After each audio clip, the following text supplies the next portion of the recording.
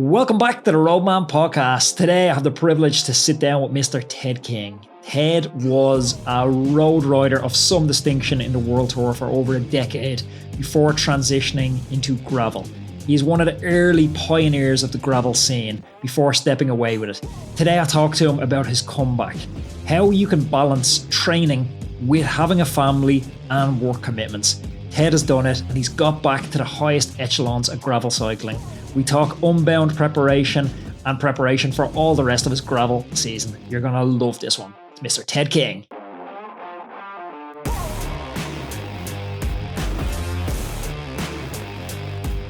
Ted King, welcome back to the Roadman podcast. Pleasure to be here. Very excited to be back. Thank you.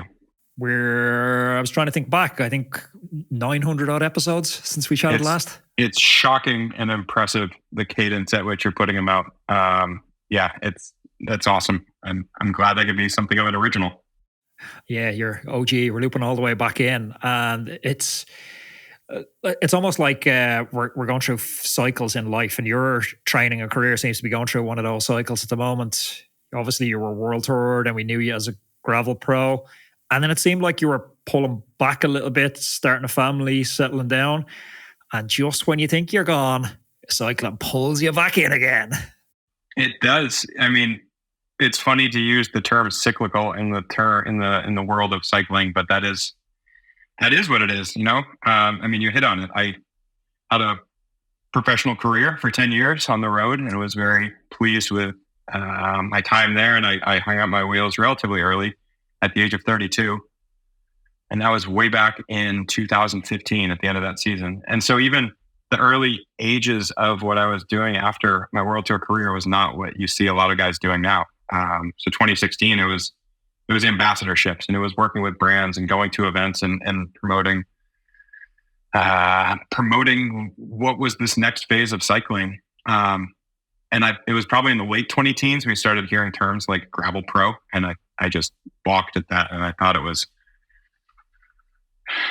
I don't know. I thought it was putting the cart ahead of the horse. I thought it was jumping the shark. It was incongruent. It didn't make sense to say gravel professional, even though that was the direction that gravel has gone in this past 9 years that I've been doing this funny second career. So, and then in terms of the cyclical nature of it, here we are in 2024, and it was the tail end of last year that I said, you know what? I'm 41 years old. I've had a whole bunch of health setbacks. I've settled down and have a family, have 2 kids. I'm curious what would happen if I doubled down on training and lived that life that I had once before, and work with a nutritionist and work with a conditioning coach and work with a real cycling coach and see what I could do. So yeah, it's a fun bit of adventure we've got going on, a little bit of everything. I want to pull at that thread a little bit because I feel like I'm in a similar position. I don't want to impose my mindset onto you, but I turned 40 this year as well. And now I stopped racing pretty much like 2016, 2017, like full time, and then kind of bounced around Cat 1, dive into a couple of races a year. So I still keeping in decent shape, but the focus definitely hasn't been there. But now I'm this narrative running in my head going, hey, you can't do this when you're 50. Like, no one's jumping back into these races when they're 50. Like, yeah, you can do this when you're 40. You can do this when you're mid 40s. We see Valverde extending now. It's like, should I just roll up the sleeves and do a couple more big years? Was that what was going on in your head, where you can feel the sands of time slipping a little bit? I think that was a big piece of it. And I mean, honestly, it came down to one evening where my best friend so here we are in Vermont on the total east side of the country. And my wife, Laura, and I, we spent a handful of years in California. So we were playing host to my friend's best friend from California, and he was here. We were having dinner. And he sort of chided me over the years, like, what if you really focused? What if you made a comeback? What if you did this thing? And there I was in my late 30s, early 40s, thinking like, that doesn't make sense. Why would I do that? And my wife was in the same boat. I mean, she knows that I'm inherently driven.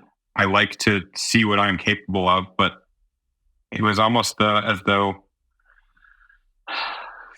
I don't know it. I mean, they chided me enough that I was like, okay, you know what? I think this is actually a great idea.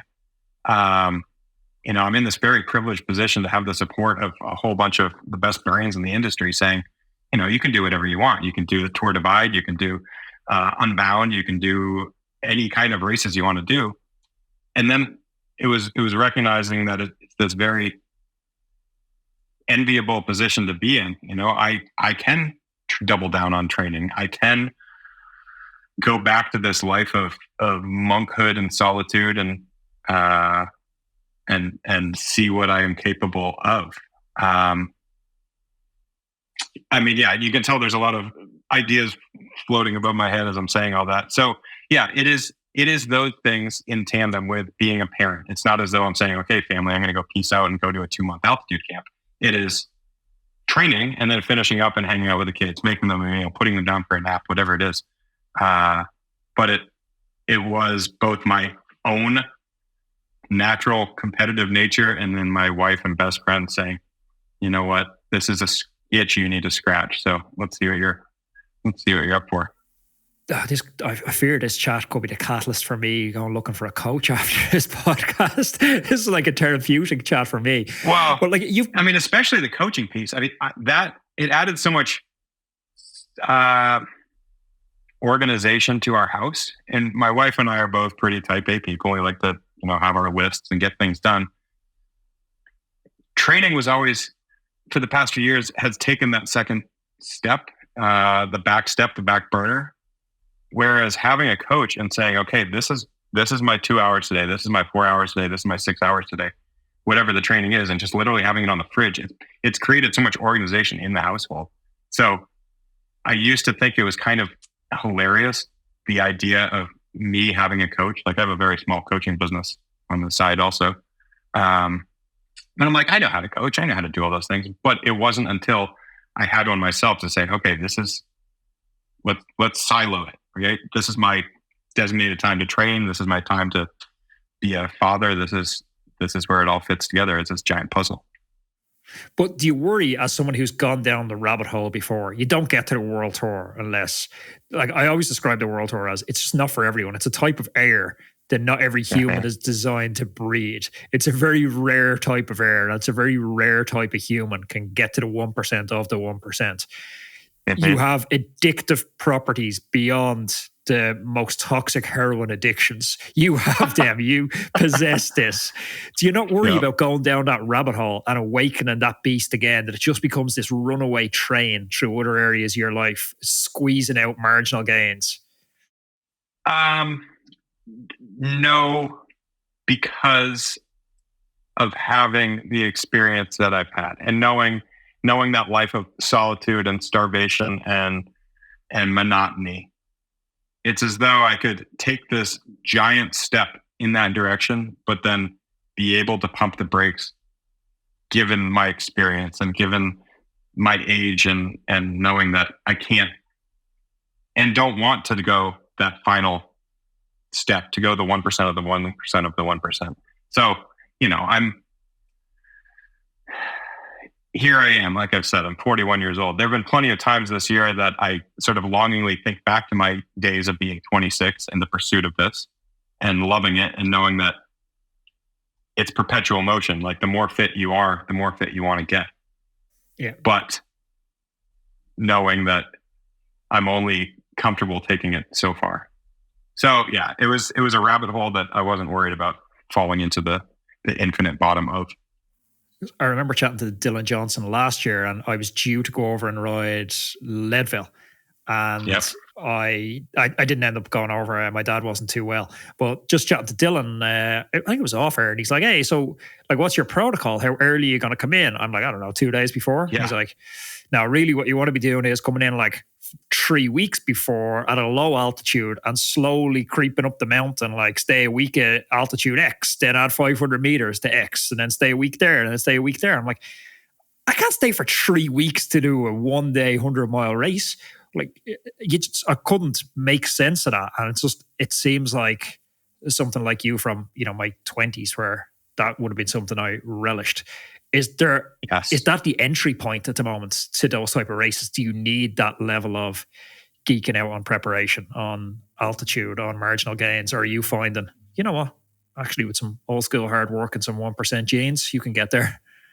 That's a great question and a great point.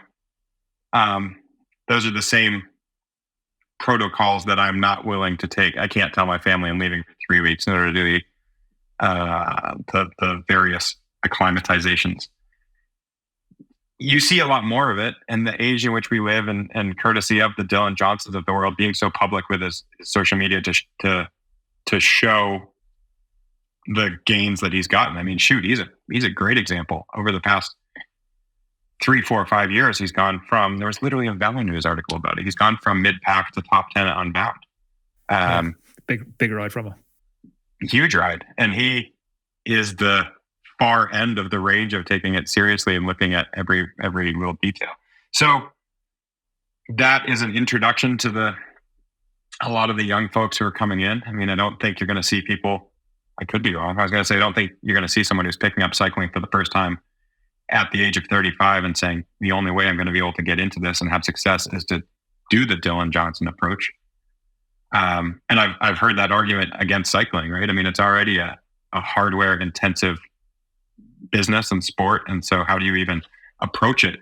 Gravel is supposed to be this all very welcoming side of cycling. And if you don't have the right wheel for the right course, then you're in trouble. Like that's a little bit daunting. So, no, I mean, it's all over the map, right? It's nice to see that the Dylan Johnson approach works. And I think good old fashioned hard work works very well as well. Yeah. And I wonder so we look at the World Tour at the moment, they're the best of the best, optimizing now to the nth degree. They're doing everything now, which maybe they weren't doing when you were at your Cannondale days. Agreed. Now, with respect to the lifetime athletes, they're not the best of the best. The best of the best are over at the World Tour. The lifetime guys are maybe getting the best out of the hand God has given them by optimizing to the nth degree. I wonder how big the gap is, though. Like, if you get someone like, who's the biggest dude? Former teammate of yours, biggest dude in the last 20 years on the bike, Sagan. You get him coming across to gravel. He has all that natural talent, but he doesn't go down the rabbit hole. Can he still win? That's what I'm kind of fascinated about. I think a lot of people look at Unbound because it was, 2 weeks ago. And you had the likes of Mohoric and Van Avermaet, and of course the full suite of lifetime athletes, and all of these, the Lawrence ten Dams and the Thomas Deckers, the Ted Kings of the world. And none of those names won, right? It was quite a bit of luck, quite a bit of hard work in order to get the final winner. I don't disagree with what you're saying for an instant. I have pointed at World Tour professionals having gone down that lifetime in my lifetime, going down that path in my lifetime, and recognize that's just the physiological best of the best. But there are, as much as you have a Perry or a Bay with all sorts of variables, there's almost more in gravel, and that's why Mohoric was out of the race. He physiologically was the strongest person in the race, no doubt about it. With that being said, Keegan Swenson has the gifts to race in the World Tour. And a lot of the guys who are in the top 1% of gravel races, 5% of gravel races, have what it takes to be in the World Tour. Would they be the Remcos of the world, the Wouts, the Vanderpools? No, but they'd have respectable careers. That said, there's something uniquely exciting about being a gravel privateer, I think. I mean, I've seen it as a second career for me, but all these young guys who are in their mid-20s, early 30s, like, this is their primary career. And it's cool to see them. Yeah, it seems like a strange direction, doesn't it? Like, the ambition used to always be to, well, if you're going to be a bike rider, you go and race the World Tour. But I chatted with Matt Beers, and his numbers are absolutely insane. He's doing 510 watts or something for 20 minutes. But at the same time, he didn't get kept on as a stagiaire at UAE. So it's like, how do you reconcile those two? That one is wild. I don't know. I think it was probably a time that UAE was really establishing themselves and looking for how many 1% are there? The 1% of the 1% of the 1% of the 1%. I mean, he has what it takes to ride the front of a World Tour race for start to finish. I mean, he's a specimen. Not to mention, he throws out the world's largest draft, so it's to the benefit of the entire peloton behind him. if he had wanted to pursue a World Tour career outside of UAE, I guarantee he could have. And he's only gotten more fit since then. And I don't want to spend too much time exclusively talking about Matt, because we could talk about each of these athletes and see what they could do in the World Tour. If he had wanted to go to a different team, I guarantee he could have a successful career. He's an off-road cyclist, first and foremost. I think that's where his heart is. And I think he's loving what he's doing. And so there's also just the whole business aspect, which I think a lot of these type A cyclists want to pursue. It's fun to have the conversations with the sponsors and do a little bit of media and storytelling and all of that, as opposed to living the monkish lifestyle of signing a contract with a World Tour team and living at altitude for a month at a time and racing the 75 race days that you have a year. It's different sports at the end of the day. I guess that's the challenge for Kimo Seymour and the guys over at the Lifetime Grand Prix series. Like, how do you select athletes to be part of that series? Because you don't want to pick 10 Belgian kids who only speak Flemish and Peter Suri and Tim de Klerk and these guys come over and they rip up every race, but they don't want to do a single interview in English. That's not what he's trying to build there. It's something different.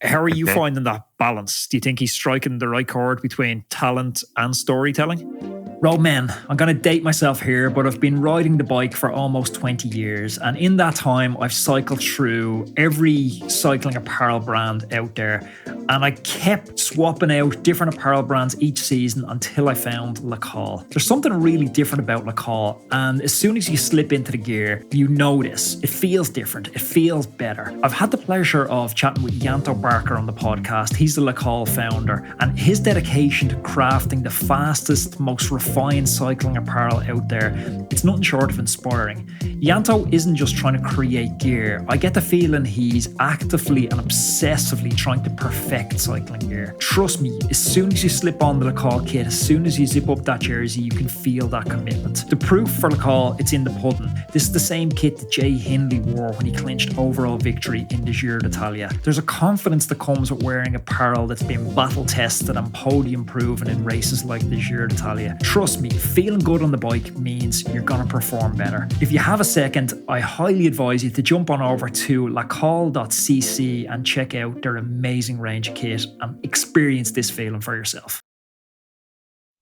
I can't disagree with what they're doing. I think they seem to be telling a great story. I mean, especially being here in North America, the Lifetime Series is without question the biggest bit of racing we have in North America. And so this is happening in tandem with domestic road racing effectively being in the toilet. Domestic mountain biking on its rebound, but it's not a big sport that people follow. Cyclocross is nil. So it's almost as though this confluence of events of other sports sort of circling the toilet, and gravel being popular has allowed the Lifetime Series to have such success. And yeah, I do think they've done a good job. I mean, I look at the athletes who are literally in the entire Lifetime Series. Everybody has a little bit of storytelling and has their niche and has their persona, right? Like who Payson is different than Matt Beers, is different than Dylan, is different than Keegan. I could go down the list. Of course, this is the male side. The same thing happens on the female side. And it allows, I think they've done a great job creating the series. I think it's absolutely ridiculous and kind of crazy, but also kind of cool that they have a helicopter flying over the races. And yeah, it's badass. It's wild.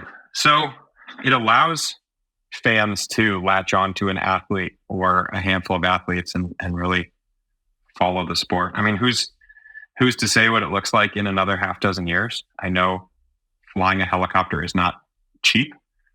It doesn't sound cheap. No, not at all. And I think the only thing that I think some people have quite a bit of beef with is having it be a select number of riders in the first place, as opposed to, if Peter Sagan doesn't want to apply for the series, but he says, I want to go do all of the races. The point is, could it be open? And that's a small can of worms. That is something they need to figure out, because it's not easy to get into every race. So, are you part of the series this year? Series, you have the guaranteed entry. Say that again. Are you officially part of the series? No, I did the first year, and then I had a wild setback in the form of a pulmonary embolism, almost exactly 2 years ago, which that's been part of my personal comeback story, was getting over that and getting over a pretty sizable orthopedic injury in the form of shattering my elbow. So no, I'm not upset with it. With not being in it, in that a lot of the races don't suit me. I'm a big human.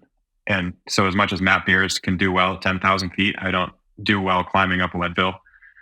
Crusher in the Tusher absolutely crushed me. That's another race that's the elevation profile is literally the shape of an N. You climb, you descend, and then you climb. You don't descend anymore.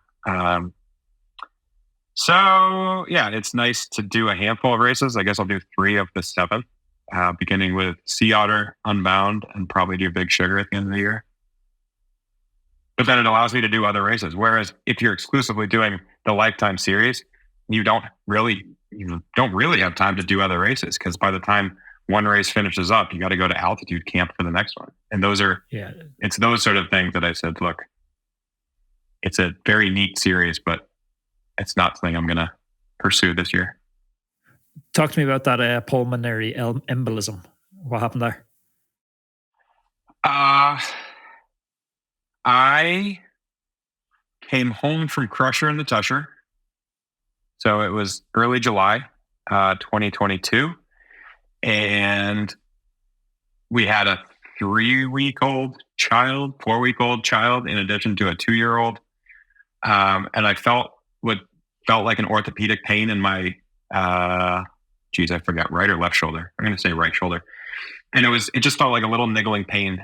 But then the strange part about it was it hurt the most when I took a big, deep breath. I would inhale and it would be like, oh man, that's a little stabbing pain. Not huge. I think we have the 1 to 10 scale of pain. It was somewhere in the 2 to 3 range, but it was distinct in that when I breathed, it hurt. And I sort of went about my day. I think I felt it in the afternoon, woke up that night, still felt it, was rolling around in bed, spending some time on Google, breathing pain, shoulder. And I stumbled upon pulmonary embolism. And so at 5 a.m., I said, hey, honey, I can't help you with a kid right now. I'm going to go to the ER. It was a little bit of, in talking with a ER emergency room doctor friend of mine and talking to my very athletic PCP primary care provider on the way to the hospital, they said, yeah, we encourage you to go, but we don't think it's a pulmonary embolism. But it turns out my self-diagnosis was pretty good. And the punchline is a pulmonary embolism is a blood clot that is likely formed in your leg and then it's moved up into your lungs. So I had a blood clot in my lung. And so that pain was, a lung pain. I don't think you have traditional nerves in your lung. And it immediately put me on blood thinners.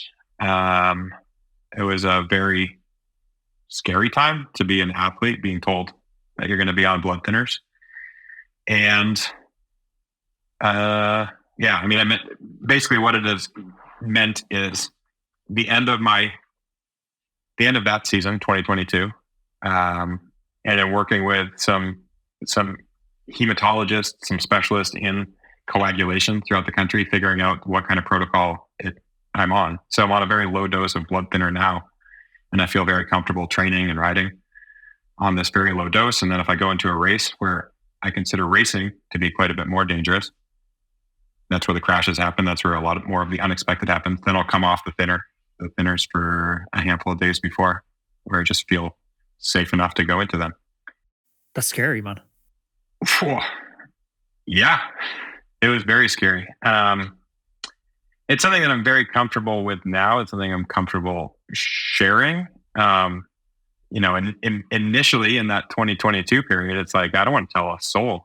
I don't want sponsors to know. I don't want friends to know. I don't want anyone to know. But a lot of my life, a lot of my career has initially, unintentionally, and starting with the I Am Ted King blog, and now this miniature media empire of podcasts and videos and so on and so forth. It's become very transparent, and it's trying to tell the story of who I am and my place in the world tour, and now my place in gravel, and my place as a father and athlete and the spouse of another athlete. So the punchline with that being, it has been very impressive how many people have reached out and said, hey, I had a pulmonary embolism also. And what am I supposed to do? And who should I speak with? And how have you gone about your subsequent diagnosis? Why were you worried about telling people?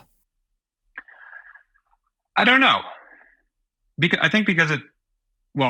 if I tell people that I'm on blood thinners, there are a whole handful of like, don't ever ride your bike.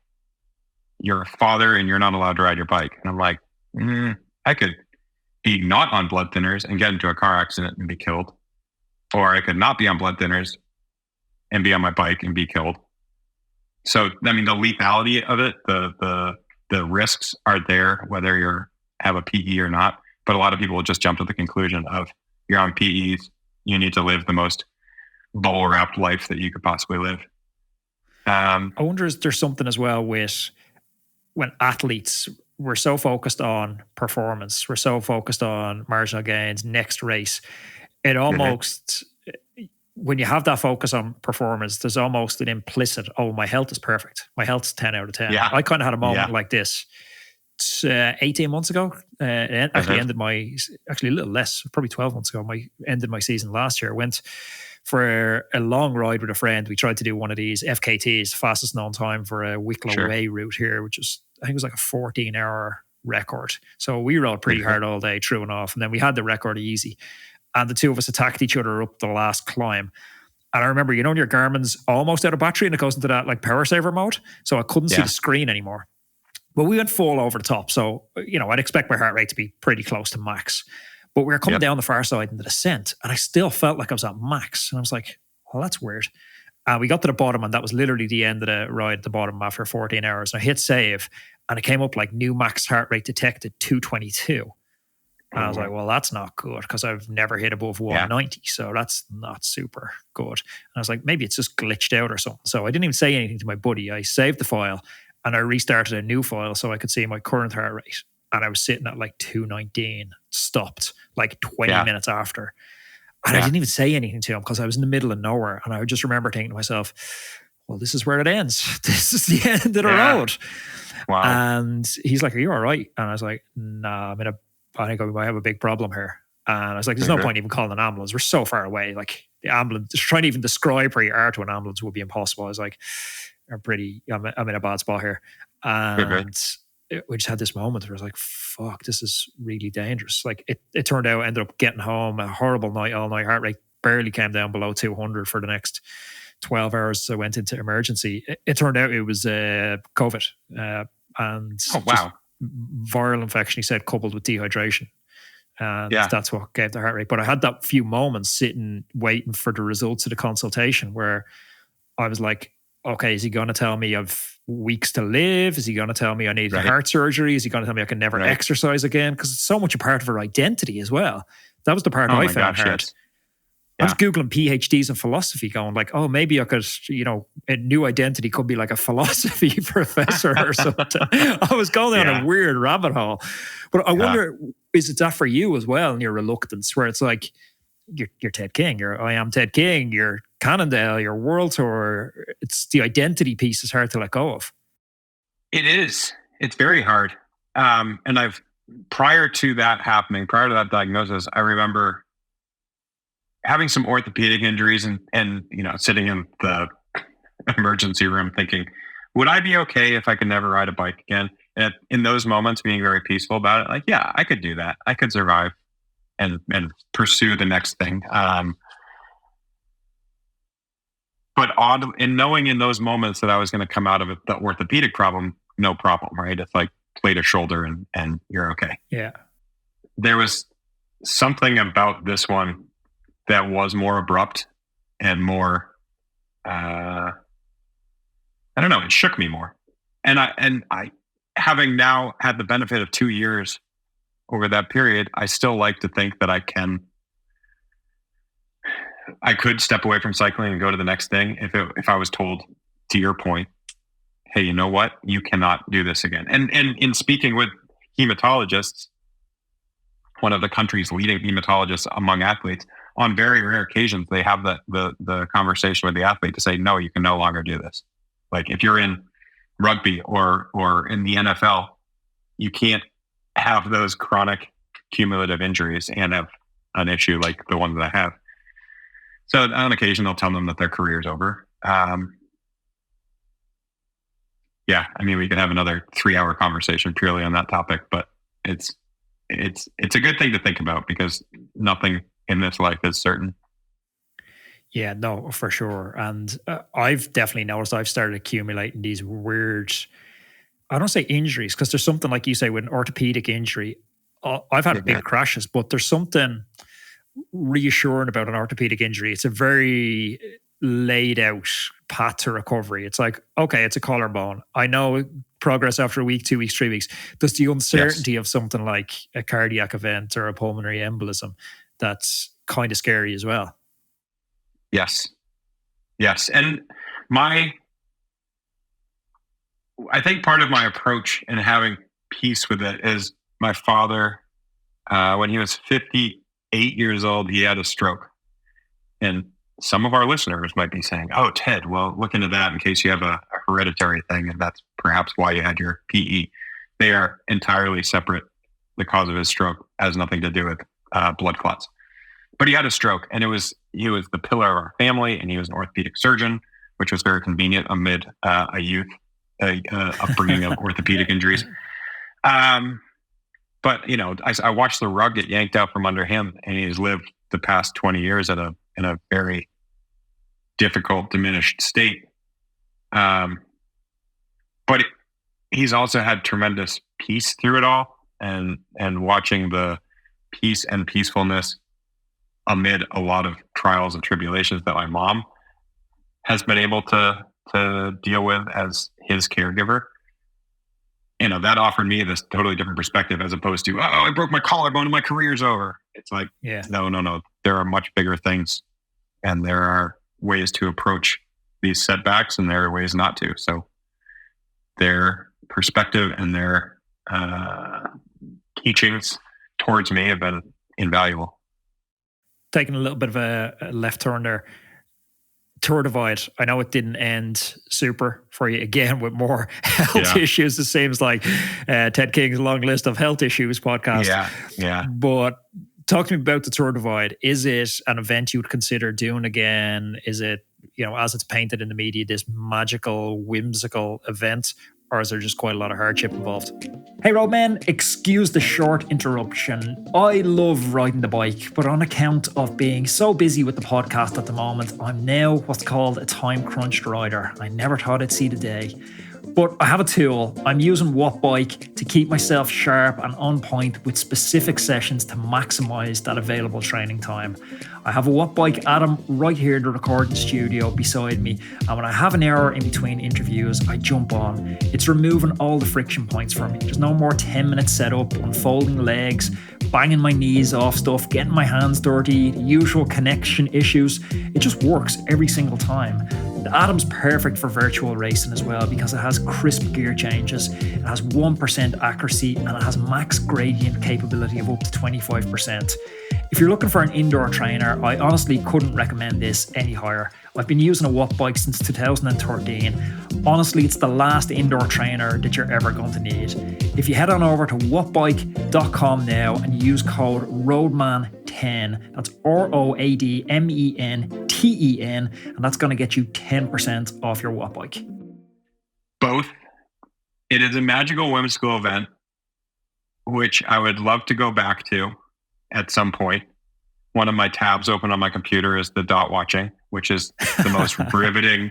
It's like watching grass grow, and it's amazing. So yeah, my setback there is a case of rhabdomyolysis, where I think effectively your muscles are cannibalizing yourself, or you've gone deep is all I've ever heard when you do that. Yeah, it's a lot of like the ultra runners have it. Anyway, there I was on day 4, not feeling myself. I was about to continue for another 150 miles. I had just left the town of Butte, Montana, and I had a conversation with my wife, and she's like, it's not the worst idea because don't forget about our friend so-and-so who had this massive setback. And so basically go back and check yourself out. And then check myself out the hospital. They said, yeah, you can continue. You're just going to keep digging yourself a hole. So, I mean, yeah, it's an overextending of yourself. I attribute it to a lack of sleep, which is something that I'm not sure I'm going to be able. I mean, lack of sleep is a given if you're doing bike packing. What I am unable to do, even if I'm going to set myself a 3 or 4 hour window of sleeping, I can't finish a big day of riding, get into bed and fall asleep. Like that is a gift when it comes to bike packing. I finish a day, I get into bed and sleep, and I spend the next 2 hours just pinned and heart's racing, mind's going a million miles an hour. So in talking to somebody like Lawrence Sendao, who's racing it now, he said that's one of his gifts is he can just get into bed and immediately go to sleep. So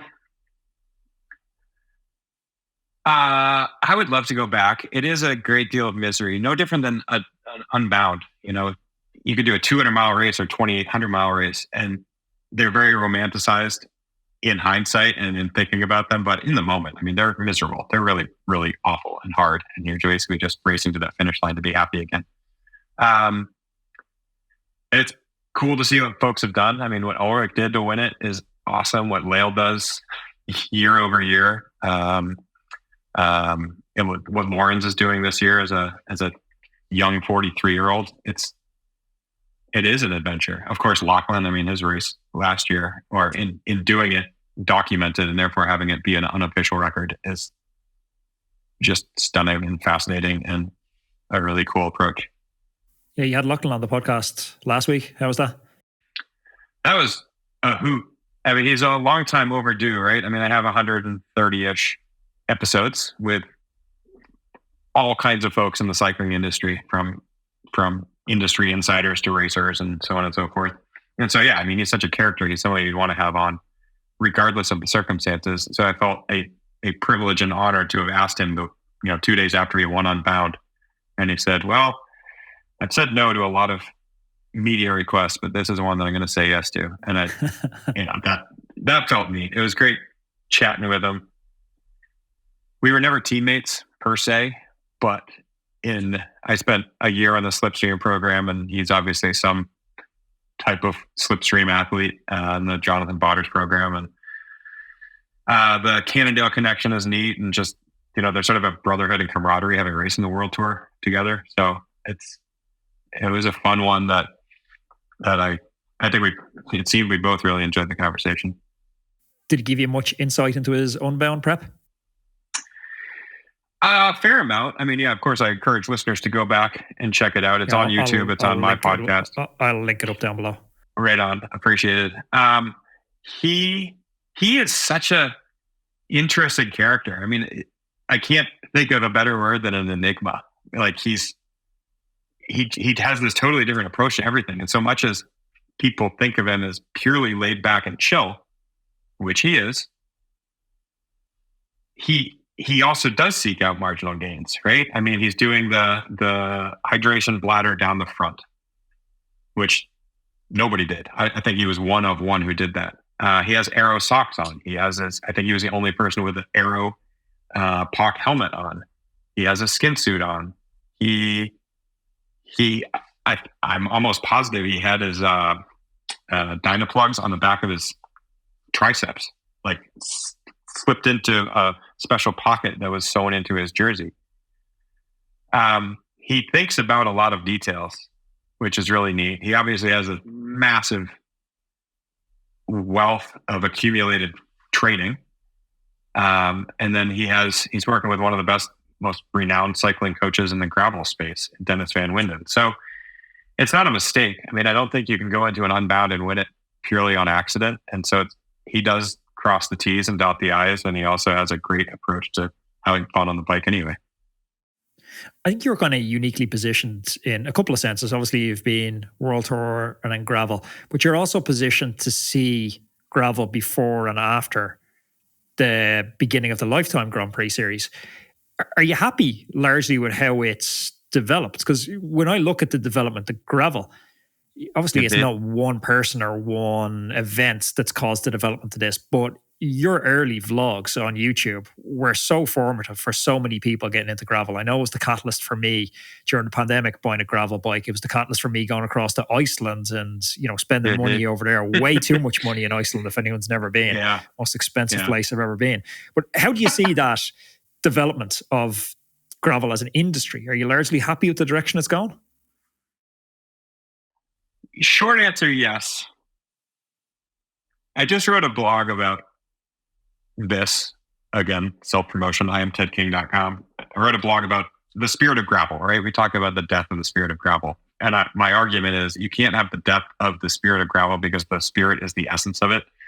And so right now, all it means is the essence has changed from this very vibey, broy lifestyle side of gravel to it's a racy atmosphere, and it just has a different type of spirit.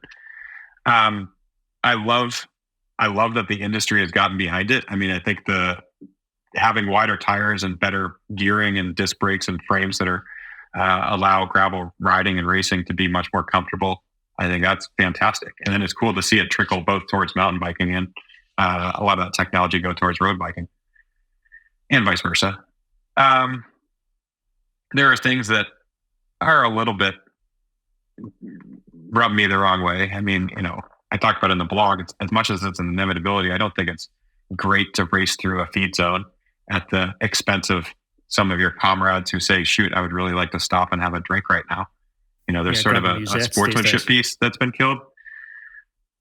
But that's the inevitability of sports and competitiveness and human nature, is to make it, once you put a number on, it's a race, and you want to go faster the next year, and you want to look for ways to do it. And there are plenty of races and events that are chill and fun, and you don't need to be hell-bent and have the right aero helmet. And then there's plenty that really require that next level of dedication.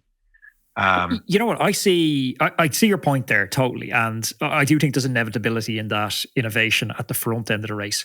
What kind of concerns me a little bit about gravel, it's not the front end of the race, it's the mass side of the race. When I think about what cycling should be and why it's beautiful, for me, it's a group of friends get together for an activity we all love, and it's fun. And there's very few barriers. You need a bike. Any bike will do. Just get out and ride and you can have fun. I was in Girona. I didn't race, but I was in Girona for the time the Tracker was on. And it just seemed like an army of these, what I'd call them, the Pan-Normal bros. They're decked out. Like when I started cycling, you used to be able to identify the World Tour guys because they're the only ones who had good kit.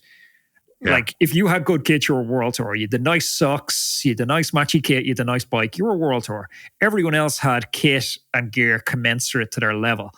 Now you're seeing like an entry point into the sport, which it's fine if you have money and you want to spend it on this stuff. My worry is that if you have a 16-year-old kid now that thinks he needs to have a $12,000 bike and €4,000 full of stinking Pan-Normal kit before he can compete in one of these events, it feels too exclusionary. Yes. I mean, the same thing could be said about road racing. And I agree with that argument, understand it. And I said the same thing in the Dylan Johnson approach. Like, do you need to spend time in a wind tunnel in order to get into gravel cycling? Like, you don't want to have that be one's perspective. But then, rewind a decade before gravel was even a thing. And to your argument with the World Tour guys, and they look the World Tour part, they were up on this pedestal. And if you're new to cycling, you have your $800 road bike, but then at one point or another, you're going to spend time on cycling media, you're going to see images, and you're going to see the World Tour guy. And I want to aspire to that. I want the crisp white socks. I want what does a bike cost 10 years ago? I want the $6,000 bike. So it's almost as though that happens in every sport. It happens at any time. Like I like playing hockey. I like watching the NHL playoffs. Like, do I need to have the latest $900 skates? No, I could also get some cheap skates and play it against sports and go play on my pond in the winter. And I think that's just across the board in any form of athletics. There is the entry level stuff, and then there's the how far deep into the equipment rabbit hole do we want to dive. I almost wonder, is there something countercultural coming? Because gravel seems to trace some of its origins from the mountain bike and skateboard and countercultural. And at the moment, when I walked around Girona at Tracker time, it didn't feel very countercultural. It felt very mainstream, middle-aged, white dude. I wonder, is there a pushback coming to that where we're going to see almost segments of a newer type of gravel guy emerging who is a little bit more countercultural? I would encourage you to come to some of the bigger races or some of the smaller races in the United States. And I know that gravel is young everywhere in the world, but I think in my experience, which is very limited in Europe, but extensive in the United States, there's still a ton of that counterculture of the masses. Run what you brung, show up with whatever bike you want going on. And I make the same argument in my blog. The masses have the spirit of gravel that we know and love and like. And my experience, European gravel has been led by the World Tour pros immediately. And so Traco was one of the races that I have experience at. Yeah, I mean, that very much feels like the retirement tour or the aspiring pro racer, and not much of that original gravel vibes flavor. And so, it's all the events you do. In talking to Lawrence Tendam over the years, I mean, he was one of the first Europeans to come to the United States and do things like the Grasshopper Adventure Series. And then he tried to introduce it to Europe. And he talked about the gravel events that he was doing and leading and experiencing. They were very limited, and it's as though they were intentionally uncompetitive. So now he has his event to live slow, ride fast, Fondo. And it's basically a Fondo. People are there to chill. But then, the next week he can show up. It literally was the next week. He'll show up at the Traca and race with the best of the gravel peloton. So that's what is neat about gravel. I think here in the States, and I hope that Europe can do it and the rest of the world can do it, is, you vote with your participation, you vote with your registration dollars. And if you want to do a hell-bent race, you can find that. If you want to do a chill race, you can do that. And every range of the spectrum in between. I love that. Just finishing up, what's success look like for the comeback? Oh, wow. That's a good question. Do you have to throw your hands in the air? I won a race 2 days ago. It was a tiny race. It was really neat. I mean, it was, and it was, it's hard to win any race. Yeah, exactly. As I explained to a very good friend, I sort of qualified with it. It was a tiny race. He said, winning is winning. Winning is fun. And I'm like, yeah, you're right. Winning is fun. It's a tiny race. It was very vibey, proportionally, right? Like instead of 40 people being hell-bent racers at the front, after the first hard section, there were 4 of us, and we duked it out to the finish line. And then instead of 3,000 people in the masses, there were, I forget what, 100 or something. So, yeah, there's still the races that have the vibes. There's still the grassroots races that are fantastic. Winning is fun. To win a big race might be, I don't want to say the metric of success. That would I think be the icing on the cake. I mean, I'm trying to get through the season really well to see what I can do for myself. I mean, it is this storytelling piece of, hey, what does a comeback look like? What does having had some setbacks look like? What is it to be a competitive racer and father of 2 kids? Like, those are the folks that are, I think, really gobbling up my media. There's a lot of dads out there that want to be a racer and like seeing the experiences that I'm having. Yes, to win a race would be really neat. To win a big race would be something that I aspire to. You might just have inspired me out of retirement. Say that again? Appreciate it. You might just have inspired me out of retirement. We'll see. Excellent. Well, yeah, it's a heck of a lot of fun to see what you can do in the other side of 40. So, did you say you're turning 40 soon? Just turned 40 a couple of months ago. It's rough. It is. It was the first reality check. I think 39 is great. Yeah. You turn 40, you're like, oh, wow. Oh, this is real. I should have stuff figured out. I shouldn't be hosting a podcast. I should have a real job. Exactly. Yeah, you should go, I don't know, be a lawyer or something, right? Get a suitcase. Ted, it's been a blast. Thank you, my friend. Yeah, I appreciate it. Have a good one. Thank you. If you enjoyed this conversation, please click up here. There's another video I know that you're absolutely going to love. Click over here and subscribe to the channel so you don't miss any of our amazing upcoming guests.